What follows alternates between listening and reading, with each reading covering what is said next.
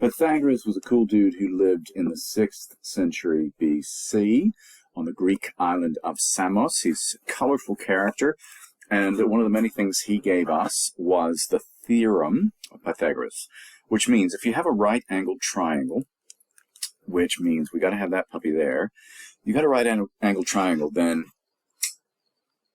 a squared, this side, the shorter sides, squared, plus b squared is going to give you c squared. And it's amazing. It works with any right triangle. So the crazy new word is hypotenuse. The hypotenuse is the longest side. So the hypotenuse will be the longest side opposite, and when you get to it, either of these could be A or B, it doesn't matter. But they're the two shorter sides, and the longest side is the hypotenuse. So you can illustrate it in this kind of over here. If you took A, if A was 3, and you squared it, you'd get 9. And if B was 4, and you squared it, you get 16. You add 16 and 9, and lo and behold, you'll get 5 squared, which is 25.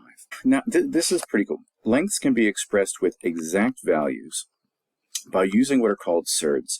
So you can take the square root of 2 and put it in your calculator, and you can get a whole big series of an infinite number of non-recurring decimals. But actually, this surd, square root of 2, is the most exact way to express that. Square root of 28, same thing. These surds, it's basically saying if you want the exact number, rather than trying to get an approximation, which this is always going to be, let's just take the truth. The truth is the square root of 2 is our surd. That's the exact value. So state the length of the hypotenuse in these right triangles. So here's my right angle. There's my hypotenuse. It's 5 units. Here's the right angle, the 90 degrees. I don't care about you. No offense. If I look across here, 17 units is going to be my hypotenuse. Write down Pythagoras' theorem using the given pronumerals for this right-angled triangle. So we're used to saying a squared plus b squared equals c squared. But in this case, these are my shorties. Y squared plus z squared equals x squared, because x is our hypotenuse.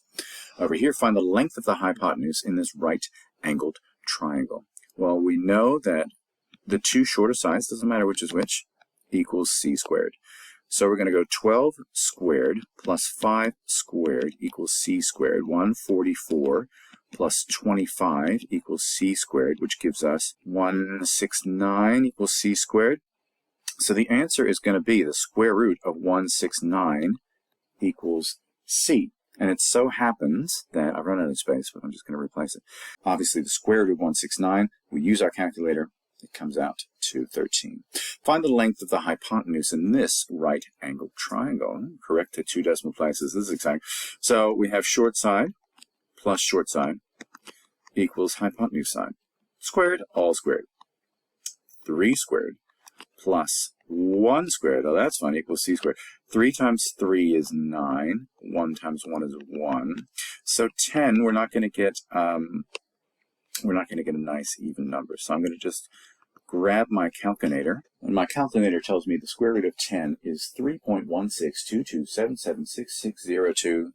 So I'm going to round that, what did it say, to 2 decimal places. So that's 3.16, because the next digit is 2, so I quote-unquote round down.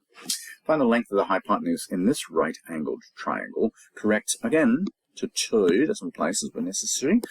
Remember, you got to convert the units, because we got centimeters, we got millimeters. So I'm going to always write the formula a squared, which is one short side, doesn't matter which, plus b squared, which is the other short side, doesn't matter which, equals c squared. So let's do, what are we going to do? If we go 90 millimeters, what is that in centimeters?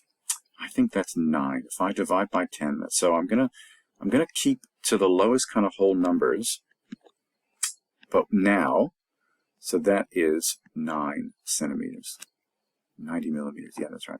So I'm going to square those two numbers, and that's going to give me c squared. 144 plus 9 times 9 is 81. And that's going to give me c squared. So 144 plus 81 equals 225. That is c squared. So we're going to find the square root of 225 to give us c, and that actually works out to a really nice whole number of 15. For this triangle, calculate the length, then find the perimeter to 2 decimal places. This is great. So we got to find, let's see, so a squared plus b squared equals c squared. 2 squared, doesn't matter which one you use. 1 squared, c squared.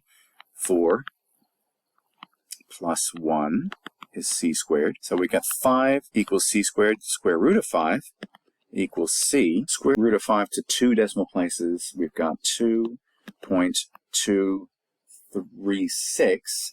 So that 3 is become a 4 because we're going to have to round up. Now the whole idea was to find the perimeter. So the perimeter would be a plus b plus c, because that's around the outside, around the outside, around the outside. 2 plus 1 plus 2.24 equals 5.24. So that's our perimeter to 2 decimal places in meters.